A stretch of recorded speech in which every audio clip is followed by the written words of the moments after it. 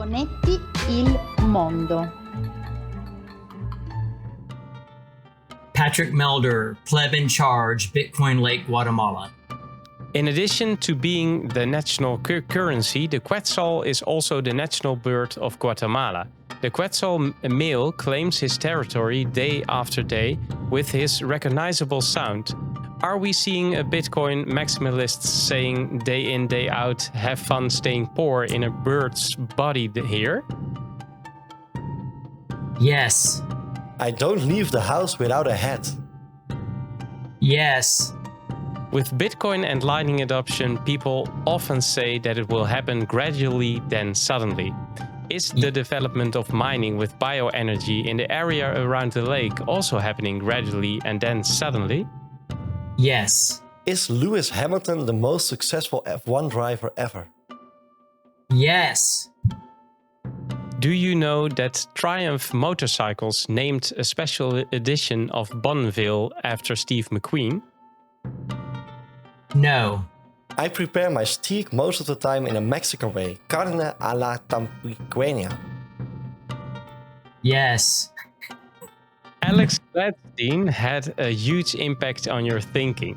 Has he triggered your belief that there will be many more young visionaries that are done with how everything works nowadays and are searching for a change with a real effect in their life and the future? Yes. Clint Eastwood is a better actor than a film director. Yes. I prefer a coffee in the morning over a beer in the evening. Yes. Are you Satoshi Nakamoto? Yes.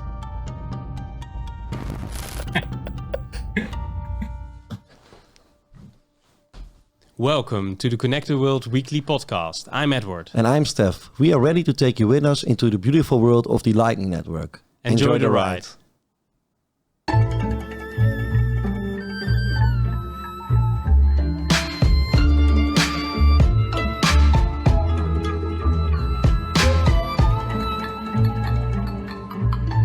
And this is episode 32 of Connected World. Stef, hey, how are you doing?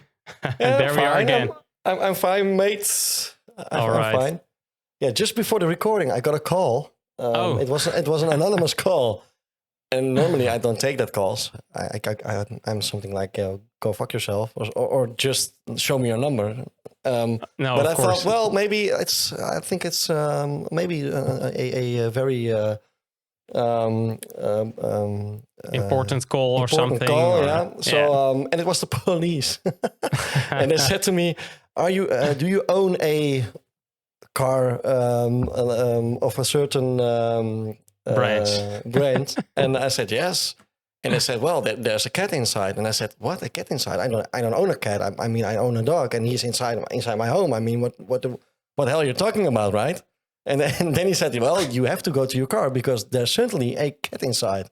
So I went out, and there was police, and there was an ambulance. No, really? Animal ambulance. Yeah, really, man. And An ambulance. Yes. And there was a cat inside my car. And I don't know how it came in. I think because I moved some stuff out of it a couple of hours before. And Yeah. I think he jumped in or something. I don't know. And I just locked my doors and I went in and I prepared my dinner and I think he was in all the time. But the sun is shining, right? And the policeman was a bit angry to me. He said, "Yeah, it's very hot." And I said, "Man, I know." And I smashed a window, I think a couple of years ago at the local parking lot at the local supermarket because there was a dog inside and he was overheated.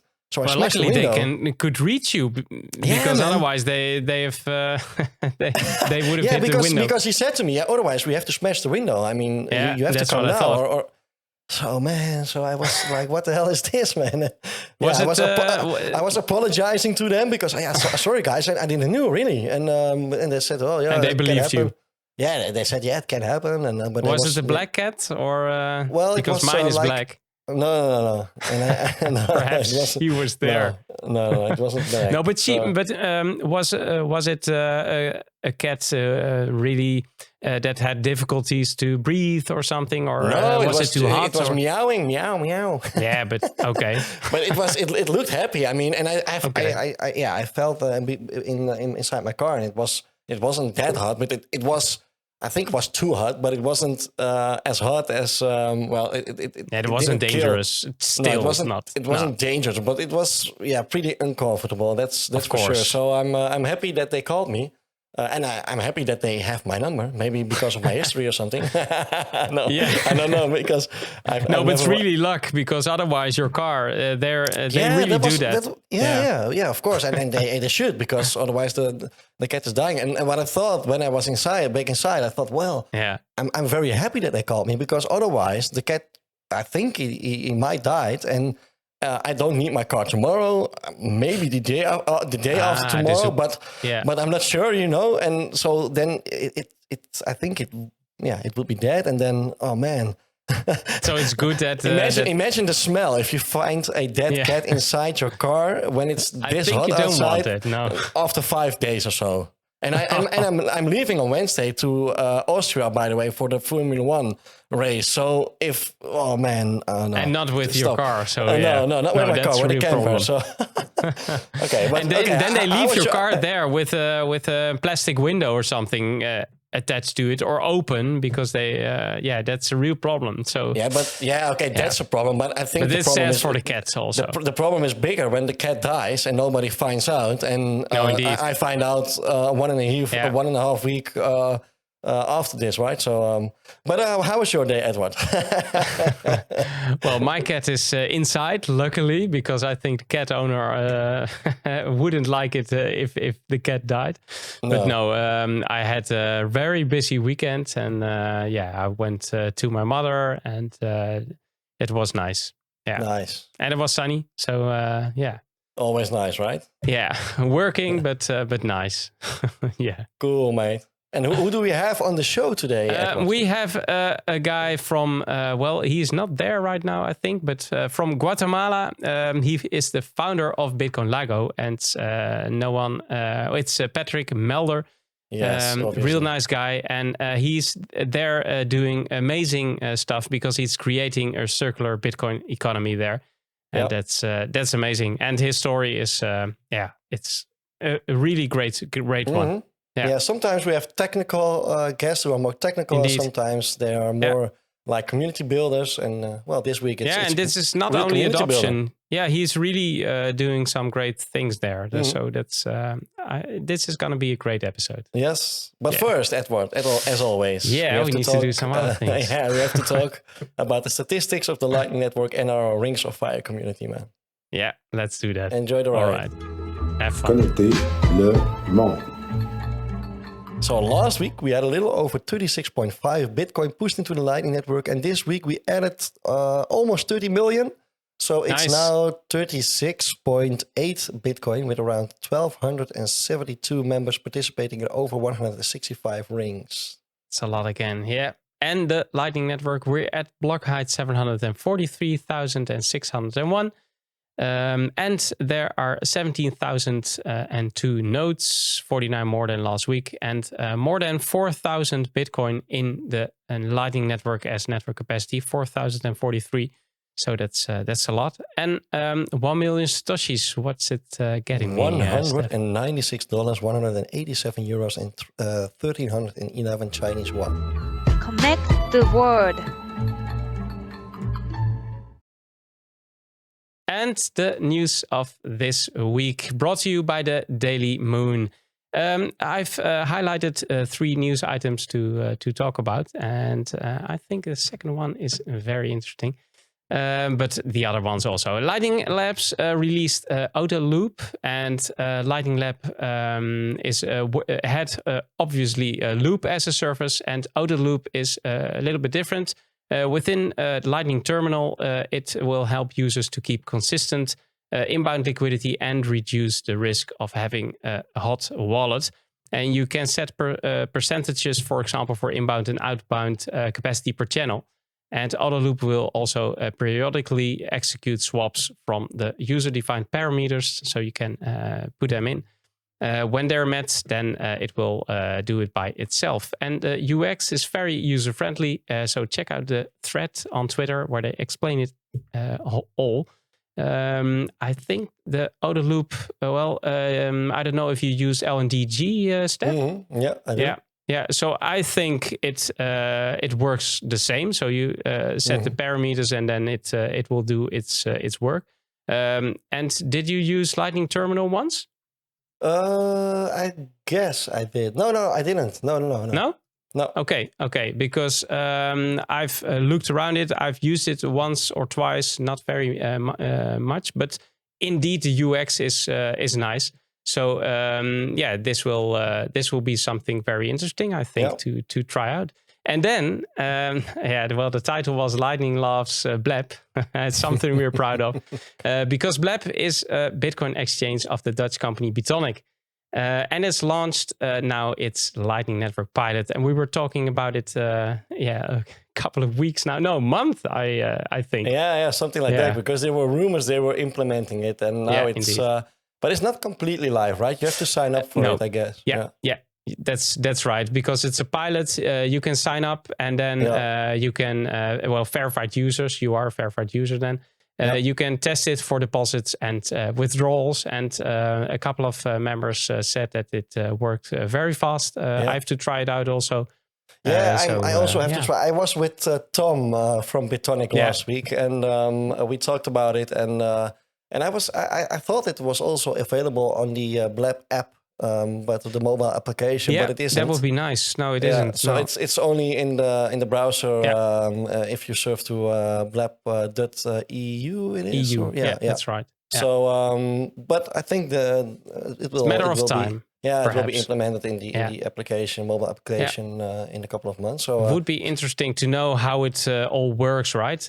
Implementing this is not very easy. So I'm a Blab user and also a Bitonic fan, I can say. And I always use Bits. It's like a savings strategy with Bitonic, which Bitonic provides. And but if you transfer your money to the bank account that's attached to your wallet address, then it's they transfer if they will get it going the next morning, and. With Blab and Lightning, it's instant, right? So because I use it for my spent double replay, so it has to be instantly at the exact same moment, because otherwise, you might up ending with less satoshis than. And Bitonic is now a company that's 10 years old. They had a funny thing also on their website where you can search for hidden gems and then you receive something. So that's also nice. That they did that. Some kind of gamification is always fun, right? And then some other bullish news. OpenNode. OpenNode is a leading Bitcoin payments infrastructure platform, serving companies in 126 countries, so very big. Through the Lightning Network powered products, they have a lot of products. And Lemon Cash, I personally didn't know Lemon Cash, but it's an Argentina financial service company, best known for its digital wallet, and at the moment the most downloaded cryptocurrency app in Argentina. And they joined forces because they partnered to enable Lightning payments and payouts for more than 1 million customers. They will also facilitate payments in Bitcoin by leveraging the low cost and the instant settlement on the Lightning network. So that's some nice news. I put the link in the show notes also. And then there are two updates. I thought these ones I just need to tell. One is Raspberry Blitz Light Rider is from Fumo, and he started the testing of the new UI, the web UI of Raspberry Blitz. And they're asking for more testers, but use it explicitly for testing purposes. So be careful. If you dare and you're up to it, then check the show notes and you can follow the link to the GitHub and try it out. I think it's it will be available, of course, anytime soon. And then Citadel, Aaron Hughes posted an article about the upcoming update this month. with a German translation. I'm thinking about someone who might have helped. I don't know. And they will also make it easier to contribute to translations in the future. And I think that's nice. Some collaboration from the community. Liquid integration, and they're also busy with easy SSL integration and a lot more. So check it on the site. And do you want to read more news and stay up to date for everything regarding Lightning? Then head over to tdm.news and follow the Daily Moon on Telegram or Twitter, and the link will be in the show notes. Conectado Lumia. Okay, let's have a look at our rings forecast. Well, it's the first time at one. I see just a blank page, man. 32 episodes in a row, 31 episodes in a row. We balanced all those rings. And last week we balanced zero. Oh. But this doesn't mean that we have a vacation or that no one is interested in the Lightning Network anymore, because we opened, and I'm now looking at my other screen. 1, 2, 3, 4, 5, 6, 7 rings are open. So they're all busy. Yeah, we're all busy. So we're waiting at a couple of rings for people to join the subgroups. So please, guys, if you signed up for one using the poll in our Telegram group, keep an eye on your DM. And if it's me contacting you, please verify that it's really me. So it's Stef CTW. And if it's really me and I'm reaching out to you to join that group, please join, because we can't open the ring until everyone is within a subgroup. So maybe it's nice if they send a picture of a cat first, because of your story, like some kind of code. Yeah.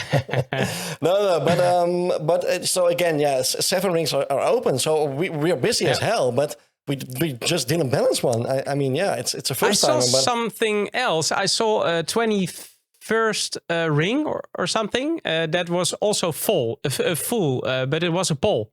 And I thought, was it because of the number? Yeah, of course. You meant the 3 million Satoshis 21st ring. Yeah, that one is full. We didn't open that one because, well, again, we have now 7 rings open. And as I already told you, I have to leave to Austria this Wednesday. So I think Julie will have some work to do the couple of next days. So we decided to not open that one yet. And wait for the other rings to finish. So, but again, guys, if you sign up for a ring, please take a look at your DMs and enjoy that. Join that group they are invited to. Yep. All right. We brought this to an end. Thanks, Stef, again. And thanks, let's go to the lightning notes. Let's do it. Conecta el mundo. Make sure to secure your home network. So change default passwords and use 2-factor authentication where possible. And keep your software up to date. That's also very important.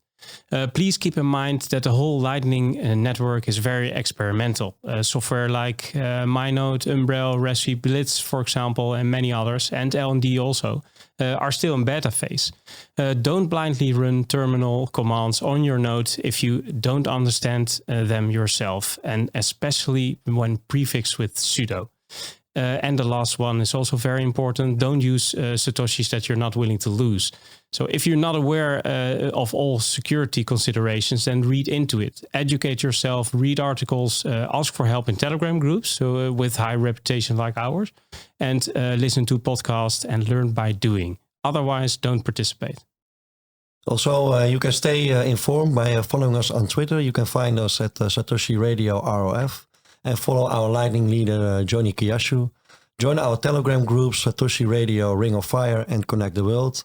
And check our website, satoshi.radio. It would be nice for you to be part of our Amboss community. You can find us there on Satoshi Radio.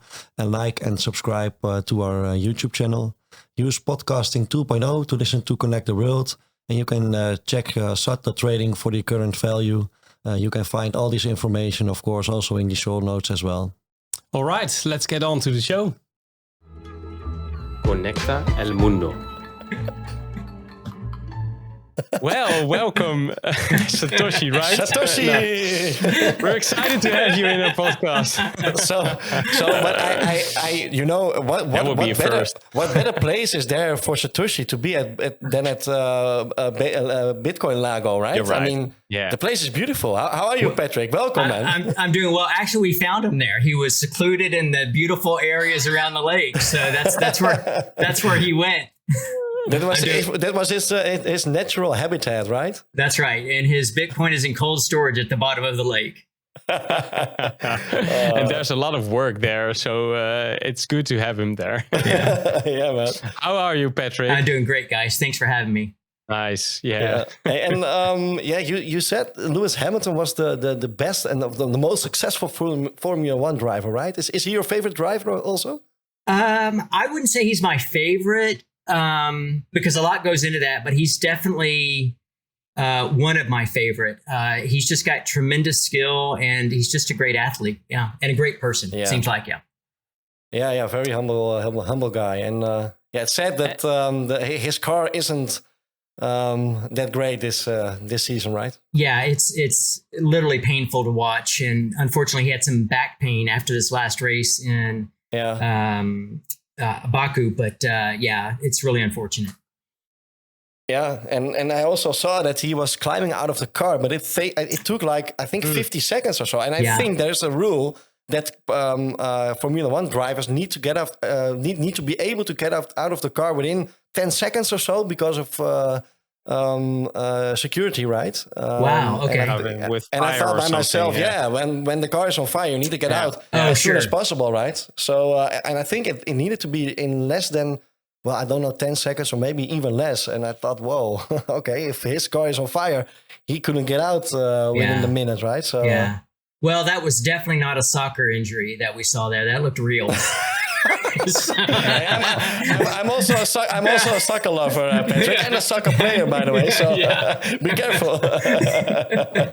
Oh man, nice. Hey, but I was thinking we didn't ask about AC/DC because you're a fan, right? I do like AC/DC. Yes, I do. Yeah, that's what we found out, and we were thinking. You have that song, right? Thunderstruck. Yeah. And then change the word thunder to lightning. Yes. And that'd be awesome. That would be really nice. Yeah. We could record it. Hey, Patrick, how did you end up in Guatemala? Well, my family and I spent time going there from 2012 to 2018, working with the school that we're now working with. So that's how we kind of connected with Guatemala. Okay. Yeah. And she can talk Spanish, right? Yes, She's fluent. yes, absolutely. Yeah. And my oldest daughter is fluent in Spanish as well. Also, yeah. Makes me jealous because I think it's such a beautiful language, and I really want to be able to say more than dos cerveza, por favor. It's spoken by a lot of people. Yes, Stef. it is. Yeah, Well, the best way to learn language, I think, especially as an adult, is immersive learning, where you're down in it and living in it. It's hard to learn it just using Duolingo or something like that. You've got to be immersed in it for sure. Yeah. And I only use it when I'm on holidays, right? And then the next year you forgot all the things you learned that year. So, and what was your first experience with the Lightning Network? And do you still know what you did or saw at that moment? It was actually kind of a gradual experience because as I was studying Bitcoin and studying Lightning, it just became one of those natural things that I started tinkering with. Mm-hmm. So no, I can't remember the first incident, but I do know, and I do remember our first experience with introducing Lightning down to Guatemala. And that's always unique because it's always eye-opening for people to see the Lightning Network in use. Mm-hmm. Yeah. Especially in those places, I can imagine. Absolutely. Yeah. And I remember hearing you say that there were 7 merchants or something in the area around the lake that you onboarded with for accepting Bitcoin and Lightning. But we saw a map, I think a couple of weeks ago, with a lot more merchants, right? Yeah. So I don't remember when we started planning this, but we've onboarded about 50 merchants, and since January of this year, and we basically have another 50 that are about to come on. They're part of a franchise that's about to come on. Okay. Yeah. Nice. Hey guys, we have all kinds of questions for you, of course, Patrick. But it has to be in the 21 minutes. So we would love to enter that part, Patrick, but only if you're ready, of course. So are you ready, Patrick? Yes. Born ready. Let's do it. Let's do it. Collect the birds. Let's start with a nice question. The national currency of Guatemala is the quetzal. And this is also the national bird of the country. The logo of Bitcoin Lago is also contains the quetzal. Why did you choose a derived symbol from the native fiat money of Guatemala? That is a great question. And actually, when I was thinking about the quetzal for our logo, it was not because it was a symbol of the fiat. We chose it because it's the national bird, and in the areas that we're working in, the indigenous areas, it's just part of their culture. So we really wanted what we were doing to be not another gringo project, but something that the local Guatemalans could identify with. And the quetzal is just a beloved symbol around the country. And in fact, when we wear our swag and Guatemalans see it, they get a smile on their face. They just love it. So yeah. And it really looks nice on your head. Well, and an interesting fact that I learned about the quetzal bird at the beginning of this interview is that it goes around calling and chirping stacked sats. I didn't know that. So that's awesome. Yeah, nice find. Yeah. And why did you choose Guatemala to start this project and not another country in this region? Is it because of the better weather conditions, or is the law more convenient in Guatemala? It was primarily because of the work that we had already done down in Guatemala as a family. So we already had established relationships, and it's hard to Lightning adoption, Bitcoin adoption is all about trust and community. And we wanted this project to be something that the Bitcoin community could be involved in. And in order to do that, you have to work in a trusted environment, a trusted community. And we already had those relationships down there. So that's why we chose Guatemala. Yeah. Yeah. And what percentage of the population in Guatemala knows about Bitcoin and Lightning? Yeah, that's a great question. I would say based on the work that we're doing in Panajachel, I would say it's probably way less than 1%. There are some expats that live in Pana, and there are a lot of tourists that come through Pana, but actual Guatemalans in Panajachel, way less than 1%. Countrywide, I would say it's also less than 1%, but definitely where we are, it's definitely minimal.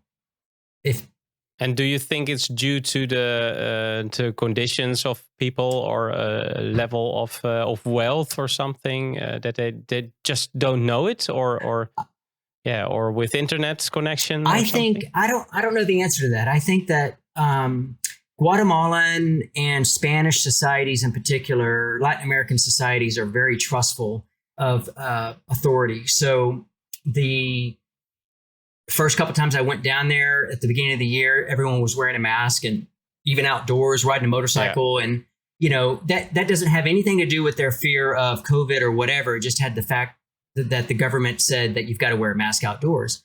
And so I think something like Bitcoin, because it's new technology, and it's also new money, the government is probably obviously not promoting it. And if the government's not promoting it, there's a lack of trust associated with it. The Guatemalans don't trust their government, but because it's kind of an outside thing, there's just not a lot of study or recognition of it. I mean, the wealthy Guatemalans in Guatemala City, a lot of them have access and are familiar with Bitcoin, but not in the regions that we're working in. A lot of work to do then. Yeah. And you want to provide economic stability for Guatemalans around the lake and generational wealth to pass on, and to teach children about the Bitcoin technology. But how will Bitcoin tourism help to reach this goal? Well, one of the things that we don't have the benefit of in El Zonte at Bitcoin Beach, Mike Peterson and the team, they had the benefit of having someone bring in an endowment of Bitcoin. We don't have that. We started this, bootstrapped it, paid for everything on our own. When we go down there, we pay for our own flights and everything. When we go and shop at local merchants, we use our own Bitcoin. And so the benefit of having Bitcoin tourists come, and by the way, if you are a Bitcoiner and you're looking to come to Central America, please come to the Lake region. So the benefit is they're introducing and they're bringing the Bitcoin to the Lake region. And we don't have to make up this tourism thing about Panajachel. It's a beautiful, beautiful area. There's no reason not to come here if you're a Bitcoiner, you want to travel in Central America. It's one of the top 10 most beautiful lakes in the world. And it's breathtaking. Every time I see it, it just takes my breath away. I never get, I never get tired of going there. It's just amazing. Yeah. Well, we need to go there. Yeah, for sure. Yeah, that's for sure. Yeah. Oh, really. I not only saw pictures, but also some clips, and I thought, well, this is really an amazing place.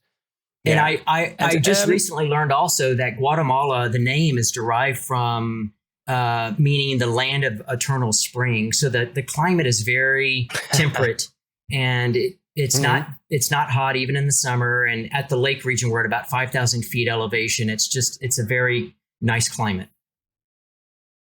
Nice to retire, Edward. Yeah, nice to retire. I was just thinking that. Yeah. And Patrick, at a local school in Panajachel, children are taught about Bitcoin. And can you explain how it works? Who made the curriculum and is teaching? I am. So the people that are involved in this project are my wife and I, and then there are 4 or 5 other folks. There's a Guatemalan in Canada. There's a Salvadoran in Maryland. I've got another gringo like myself, and then we have a Venezuelan in Mexico, and then Nancy at the school. So we have a fair number of people, but I wrote the curriculum. I teach the curriculum.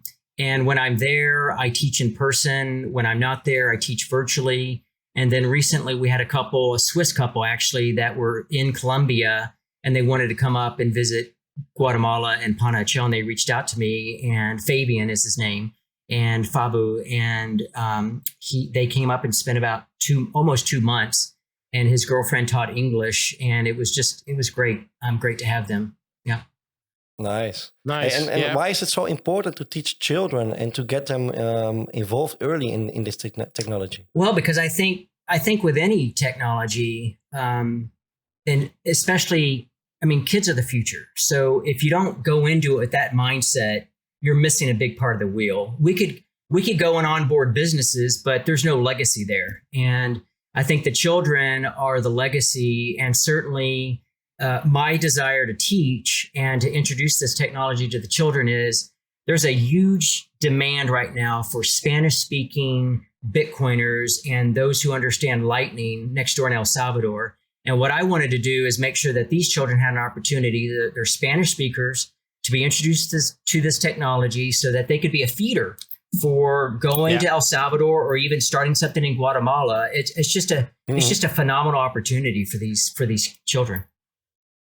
Yeah, and as a child, you're a way better learner, right? So it's even better than trying to orange pill all elderly people. Yeah, absolutely. Yeah, and I think it's nice that with this course that you need more time, and that it goes slowly, because you start with the younger people, but eventually it will start a change, and change takes time. So yeah.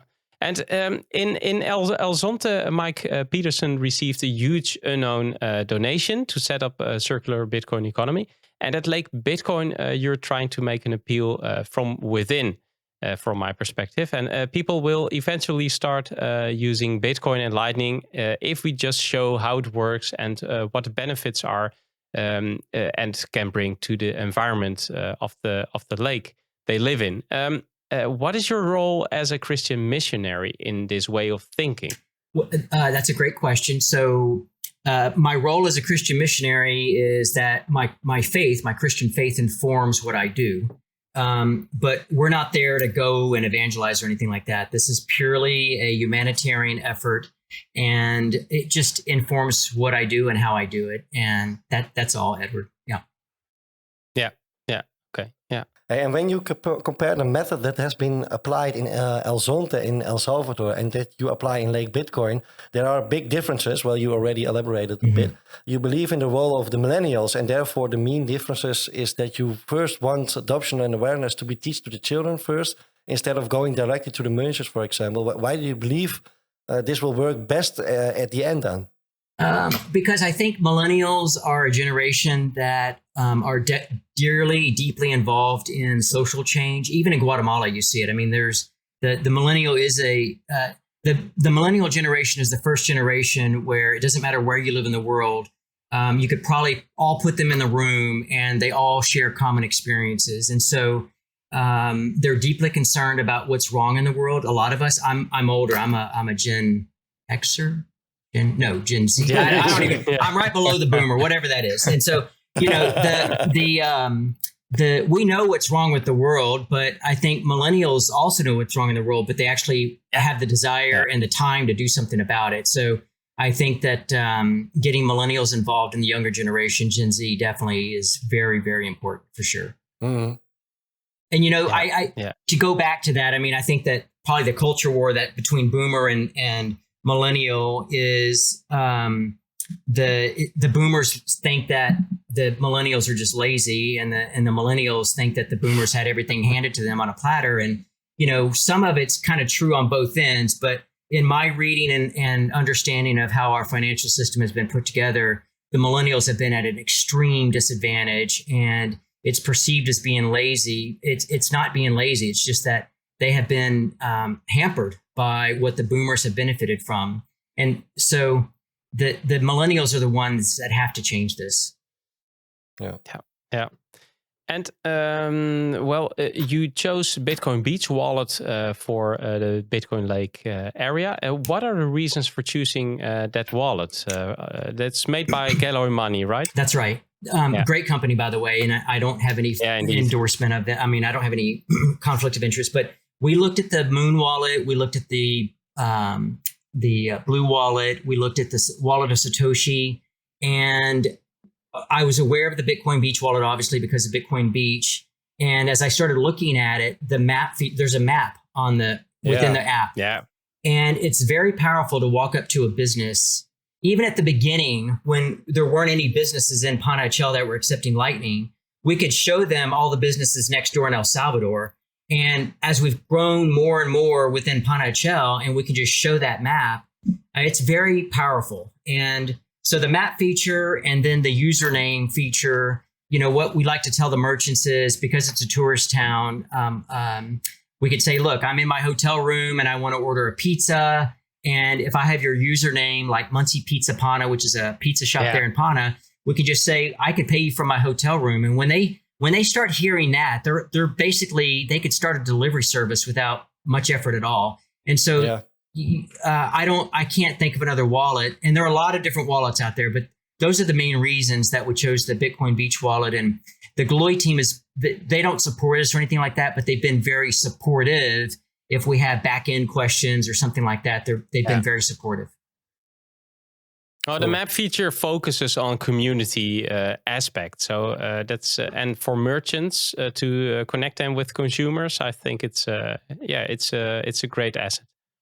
Can you give us an indication about when you think that the Lightning payments are dominant in the dominant payment method in Guatemala or the region of the lake? I think that it would be foolhardy for me to think that we could leapfrog El Salvador. So I would say that would probably be 18 months to 2 years behind. When El Salvador reaches that level, then we'll be 18 months to 2 years behind them. Okay. Yeah. All right, Patrick. A whole other question. Around 300,000 people live around the lake area, and your ultimate goal is to help the environment of all these people and clean the lake of waste and to have them all use bioenergy. Bitcoin miners are helping to reach this goal. Can you share about a proof of concept you are doing with the S9s? Absolutely. So the environment around Lake Atitlan and in general in Guatemala and developing countries, poorly managed waste management. And we all know that Bitcoin mining provides economic incentive, and Bitcoin miners are the buyers of last resort for energy. So every single type of renewable energy that's available in the world is available there on the lake. We have solar, wind, hydro, geothermal, and now we have biogas, methane, and we can even turn waste, actual landfill waste, into energy. And we're working with a pretty phenomenal company that to do that. So for the first time, literally in the history of this country, and probably for the first time in the history of the world, we're going to be able to take the waste, turn it into energy, mint Bitcoin, and provide an incentive, an economic incentive, so that people stop throwing their trash on the ground or let it decompose into a landfill and then drain down into the lake. And what we really want to do is provide a universal basic income for the citizens that we're working with. And the way that I mention this or like to codify this is, no disrespect to Edward's family genealogy, but the Spaniards came in and really kind of decimated the Central and South America and took all the physical gold. And, we all know of Bitcoin as digital gold. So we want to make sure that the digital gold, the energy that can be turned into Bitcoin can stay within Guatemala. So we're really committed to providing universal basic income through our mining project. Yeah. And no one can take your digital gold, right? Because if you keep your seed yourself, then no one can take it from you. That's right. And Stef, universal basic income, that's really amazing. That because like you're saying, Patrick, that it can start with that. So something that is waste can really change the difference, makes a difference of lives of enormous amount of people. Absolutely. That's just. And it's not a universal basic income that's negative or socialistic or communistic. Mm-hmm. I mean, this is a resource that belongs to them, whether it's waste or solar or hydro. It's their resource. They should benefit from this resource. Yeah. And with the use of bioenergy for mining and combining this with the use of batteries, you said that it's possible to make it 90% more efficient compared with only using solar energy. But how does this work? And is this a solution to the duck curve, so the never perfect sun or wind? It is. And when that was my model going into Guatemala, is to use the ARC investment and Square research paper, the white paper that described that process. And if you look at renewable energy, whether it's solar or wind, the traditional, what I call the legacy green energy, because they are all old technologies at this point, you can only meet 40% of the demand of the grid. If you add Bitcoin mining to renewable energy and batteries, then you can meet 90%. And you basically can eliminate that duck curve. And what Bitcoin mining allows you to do is basically act as a capacitor or a load balance for the system, so that you can modulate, when the wind turns off or the solar turns off because the clouds are passing over or the wind stops shining, that's bad for the frequency of the electrons that are running through the system. And so Bitcoin mining can balance that load. So I'm really looking forward to, at one point, providing a sustainable and renewable energy, micro energy grid for the area that we're working in. Mm-hmm. Yeah. And why do you think that the ability of renewables in Bitcoin mining is viable? Because that is really a bold statement, right?